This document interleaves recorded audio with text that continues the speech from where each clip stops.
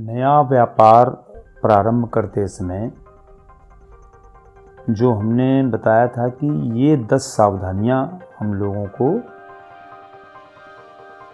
रखनी है, उसमें से 2 बिंदुओं पर हम चर्चा कर चुके हैं। कौन कौन से? एक तो बिजनेस प्लान, व्यापार की योजना, और दूसरा व्यापार का लीगल स्ट्रक्चर, कानूनी संरचना उसकी क्या होनी चाहिए।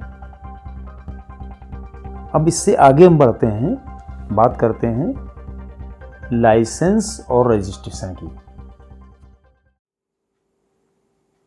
नमस्कार मित्रों, स्वागत है आपका हमारे YouTube channel a deep dive by Deep Mishra में।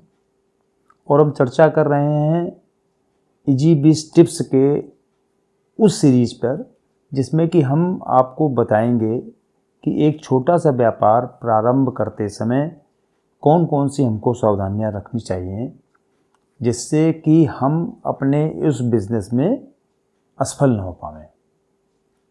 जैसा कि मैंने पहले ही बताया कि 2 बिंदुओं पर हम पहले भी चर्चा कर चुके हैं।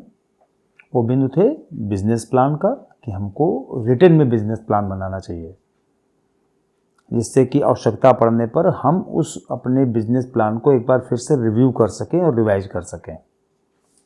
दूसरा हमने बताया था कि अपने बिजनेस का हमको एक लीगल स्ट्रक्चर सोचना पड़ता है कि हम किस लीगल स्ट्रक्चर में अपना बिजनेस करेंगे। उसके आगे हम लोग बढ़ते हैं कि जब हमने लीगल स्ट्रक्चर डिसाइड कर लिया तो अब हमको अपने उस बिजनेस के लिए कौन कौन से आवश्यक लाइसेंसेस लेने हैं, कौन कौन से रजिस्ट्रेशन करवाने हैं। क्योंकि शुरुआत में तो हो सकता है ये हम लोगों को लगे कि ये केवल एक लीगल फॉर्मेलिटी है, लेकिन वास्तव में है क्या कि इनको अगर हम लोगों ने नज़रअंदाज कर दिया तो यही फॉर्मेलिटीज़ आपके लिए बहुत बड़ी परेशानी का सबब बन सकती हैं। क्योंकि आज के समय में जो लीगल रिक्वायरमेंट रजिस्ट्रेशन की, लाइसेंसेस की हैं, अगर उनके बिना हमने कोई बिज़नेस चालू किया तो कभी भी कोई भी कानूनी आपदा हमारे ऊपर आ सकती है। जैसे हम उदाहरण दें कि अगर हमने खाने पीने का व्यापार चालू किया और हमने FSSAI का रजिस्ट्रेशन नहीं कराया तो पता लगा किसी दिन खाद्य विभाग का आपके यहाँ छापा पड़ गया, और छापा पड़ गया, आपका रजिस्ट्रेशन मिला नहीं तो उन्होंने आपकी दुकान जो है जब्त कर दी। आपने तो सब अपने पैसे बटोर के, जोड़ बटोर के अपना व्यापार करना चालू किया था कि जो भी आपके पास पैसे थे, और पता लगा छोटा सा एक जो काम था जिसके कारण से आपके उस व्यापार के अस्तित्व पर ही संकट आ गया। अब व्यापार आगे चल ही नहीं सकता है, क्योंकि उसके बाद उसमें इतनी हैवी पेनल्टीज़ हैं, इतने एक्स्ट्रा उसके रिपरकेशंस हैं, प्रोसिक्यूशंस वगैरह तक के, कि आप उन सब चीज़ों को निपटना आपके लिए बहुत मुश्किल काम हो जाएगा। तो बेटर ये है कि आप कोई भी जो काम कर रहे हैं, जो काम आप करना चाहते हैं, उससे संबंधित क्या क्या लाइसेंसेस आपको ज़रूरत है, क्या क्या रजिस्ट्रेशन किस किस विभाग में आपको करवाना ज़रूरी है, ये जानना बहुत ज़रूरी है। हम यहाँ पर केवल ब्रीफ में कौन कौन से लाइसेंसेस, कौन कौन से रजिस्ट्रेशन चाहिए वो हम बताएंगे आपको, और इन सारी चीज़ों को फिर से बाद में आपको डिटेल में एलोबरेट करेंगे। डिटेल में इसलिए कि अभी तो हमने आपसे ये बता दिए, जैसे मान लीजिए कि भाई आपको शॉप एक्ट का रजिस्ट्रेशन कराना है, आपको FSSAI का रजिस्ट्रेशन कराना है, आपको GST का रजिस्ट्रेशन कराना है, आपको MSME का रजिस्ट्रेशन कराना है ना। ये तो हमने आपको बता दिया कि कराना है, लेकिन ये कराया कैसे जाएगा ये भी तो जानकारी होनी चाहिए। इसलिए जानकारी होनी चाहिए कि मान लीजिए, पहली बात तो ये कि आप तो नए हैं, मान लीजिए आपको व्यापार करना है, आपने मन में आया कि हमको व्यापार करना है, और आप व्यापार करने के लिए जैसे आप सोचना आपने चालू किया और ये सारी चीज़ें आपके सामने आके खड़ी हो गई, जैसे हमने बताया कि ये आपको करने हैं, तो अब किया कैसे जाए, कहाँ जाएं, कैसे करावें, उसका कुछ तो पता हो आपको। बेसिक भी अगर आपको पता होगी तो कम से कम कोई आपको बेवकूफ़ नहीं बना पाएगा, एक चीज़। दूसरी चीज़ ये कि कुछ चीज़ों में हो सकता है आपको लगे कि हम स्वयं भी कर सकते हैं, तो करना चाहिए, क्योंकि जब आप अपना इतना बड़ा व्यापार चालू करना चाहते हैं और कर सकते हैं तो छोटे छोटे रजिस्ट्रेशन के लिए भी आपको अपनी तरफ से प्रयास करने चाहिए कि अगर आप कुछ करवा सकते हैं तो अपना स्वयं भी करने चाहिए। और अन्यथा ये कि एक उचित जो है सलाहकार उसकी आप नियुक्त करें, वो ढूंढें और उससे अपना काम करवाएं। मेन चीज़ है वो काम आपको करवाने हैं।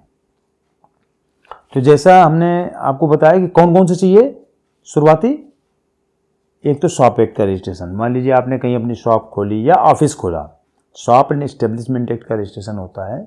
इसमें आपको ये बताना पड़ता है कि हमारा ऑफिस कहाँ पर स्थित है, किस एरिया में है, मतलब उसका एड्रेस कंप्लीट, और दूसरी बात हमारे ऑफिस में कितने लोग काम करते हैं, मतलब उसमें एक दिया रहता है, स्लैब दिया रहता है 0 से 5 तक काम करते हैं कि उससे ज़्यादा काम करते हैं ना, इस तरीके का कुछ ना कुछ सिस्टम रहता है उसमें। दूसरा ये कि क्या हम बिजनेस करेंगे, है ना, किस तरह की वैरायटी का बिजनेस करेंगे, किस सेक्टर का बिजनेस करेंगे, ये आपको बताना पड़ता है। अगर आपको लग रहा है कि आप जीएसटी का रजिस्ट्रेशन करवाए बिना भी व्यापार कर सकते हैं, तो 20 लाख रुपए तक का टर्नओवर अगर आपका है बिक्री का, तो नहीं बिक्री का नहीं, सर्विसेज का, और बिक्री के केस में 40 लाख का टर्नओवर, तो आप बिना जीएसटी का रजिस्ट्रेशन करवाए कर सकते हैं व्यापार प्रारंभ। लेकिन अगर आपको लगता है कि आप मान लीजिए बड़ी कंपनी से आप काम कर रहे हैं, अब वो कह रही कि नहीं आप जीएसटी रजिस्ट्रेशन कराइए तभी हम आपको अपनी कंपनी का वो डीलरशिप देंगे या वो देंगे, तो आपको करवाना ही है ना। कुछ केसेस में आप अगर इंटर स्टेट परचेज कर रहे हैं, जैसे मतलब दूसरे स्टेट से आप परचेज कर रहे हैं, तो भी आपको जीएसटी का रजिस्ट्रेशन करवाना जरूरी है। तो जीएसटी का रजिस्ट्रेशन भी एक आपका अनिवार्य एक तरह से हो गया। या आप स्टेट के बाहर माल बेच रहे हैं तो भी, मतलब बाहर से माल खरीद रहे हैं या बाहर माल बेच रहे हैं, दोनों स्थितियों में आपको जीएसटी का रजिस्ट्रेशन कराना एक तरह से कंपलसरी हो जाता है। तीसरा होता है एमएसएमई का रजिस्ट्रेशन। ये आजकल बहुत मतलब पॉपुलर रजिस्ट्रेशन है। क्यों? क्योंकि एमएसएमई का रजिस्ट्रेशन कराने से आपको बहुत सारे छोटे छोटे बेनिफिट्स मिलते हैं। सरकार बहुत सारी सहूलियतें आपको देती है, बहुत सारी सब्सिडीज़ आपको देती है, बैंक के लोन में आपको सुविधा मिलती है। तो ये जो सारी चीज़ें हैं, इनको पाने के लिए, इनका बेनिफिट उठाने के लिए आपको एमएसएमई का रजिस्ट्रेशन करवाना जरूरी होता है। इसके अलावा फूड लाइसेंस का एक रजिस्ट्रेशन होता है। मान लीजिए आपने खाने पीने का काम चालू किया, तो खाने पीने का अगर व्यापार आप कर रहे हो तो आपको एफएसएसआई का रजिस्ट्रेशन कराना कंपलसरी है। उसके बिना वो जो है व्यापार में कभी भी दिक्कत आ सकती है। क्यों? मान लीजिए खाद्य विभाग वाले आपके पास आ गए चेक करने कि आपका रजिस्ट्रेशन है कि नहीं है, या आप किस तरह का सामान प्रयोग कर रहे हैं, क्या क्या चीज़ें बना रहे हैं, है ना। तो उस केस में आपके पास अगर रजिस्ट्रेशन होता है तो आपके पास एक बचत रहती है कि देखो हमने पहले ही आपको सूचित कर दिया था कि हम किस तरह का काम करने वाले हैं या क्या क्या काम हम करेंगे। अगर आपके ऑफिस में एक निश्चित संख्या से ज़्यादा कर्मचारी हैं तो आपको लेबर एक्ट में भी रजिस्ट्रेशन कराना होता है। पीएफ का रजिस्ट्रेशन है, ईएसआई का रजिस्ट्रेशन है, ये भी रजिस्ट्रेशन आपको कराने होते हैं। तो ये सारे जो छोटे छोटे रजिस्ट्रेशन होते हैं, और बहुत सारे रजिस्ट्रेशन होते हैं, मतलब हमने तो ये आपको उदाहरण दिया है कि अगर आप कोई छोटा सा व्यापार, छोटा सा काम अपना चालू कर रहे हैं, तो आपको उससे संबंधित क्या क्या रजिस्ट्रेशन जरूरी हैं उनके बारे में आपको पता होना चाहिए और वो करवाने चाहिए आपको। मतलब ऐसा नहीं कि केवल इतने रजिस्ट्रेशन होते हैं, इसके अलावा बहुत सारे रजिस्ट्रेशन होते हैं। जैसे किसी को मान ली कोई उसका आर्म्स एंड एम्यूनिशन का काम करना चाहता है, मतलब बंदूक की दुकान करना चाहता है, तो उसका रजिस्ट्रेशन अलग है। कोई मेडिकल की शॉप, मेडिकल स्टोर खोलना चाहता है तो उसका लाइसेंस अलग है ना। इस तरीके से हर व्यापार के लिए आपको पता करना चाहिए, आपको जानकारी करनी चाहिए। आजकल तो सोशल मीडिया का ज़माना है, आप एक छोटी चीज़ डालते हैं, आपको जो है ये जो आर्टिफिशियल इंटेलिजेंस के बहुत सारे टूल्स आ रहे हैं, वो आपको सब कुछ बता देते हैं कि कौन कौन सा रजिस्ट्रेशन करवाना है। लेकिन उस रजिस्ट्रेशन के लिए क्या क्या रिक्वायरमेंट है, उसमें कौन कौन सी इन्फॉर्मेशन आपको देनी चाहिए या कौन सी इन्फॉर्मेशन नहीं देनी चाहिए, दोनों चीज़ें, कौन कौन सी देनी जरूरी है, देनी है, या कौन कौन सी नहीं देनी चाहिए, ये सारी चीज़ें हम आपको डिटेल में बाद में बताएंगे, है ना, कि जीएसटी में क्या चाहिए, कौन कौन से डॉक्यूमेंट आपको ले जाने पड़ेंगे जब आप रजिस्ट्रेशन कराने जा रहे हैं, या एफएसएसआई के लिए आपको कौन कौन से डॉक्यूमेंट चाहिए। इस तरीके से हर रजिस्ट्रेशन के लिए हम आपको छोटा छोटा ब्रीफ में उसका आपको प्रोसीजर भी बताएंगे कि कैसे होता है, कैसे करना चाहिए। तो हमें लगता है कि हम लोगों ने अपनी बात लगभग यहाँ पर पूरी कर ली है कि 3 चीज़ें अब तक आई। पहली चीज़ बिजनेस प्लान, दूसरा आया लीगल स्ट्रक्चर, और तीसरा आया रजिस्ट्रेशन और लाइसेंसेस।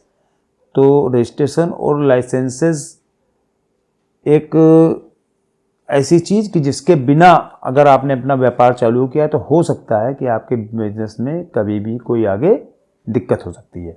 और आगे अब हम लोग किस विषय पर बात करेंगे, तो उसके बारे में जो हमने पॉइंट डिस्कस किए थे उसमें से एक पॉइंट आ रहा है अब अगला कि हमको अपने बिजनेस से संबंधित कितनी पूंजी चाहिए और उसका कैश फ्लो, इसके बारे में भी एक विचार करने की जरूरत है, इसका एक प्लान करने की जरूरत है। तो आगे हम लोग इसके बारे में चर्चा करेंगे। मिलते हैं ब्रेक के बाद।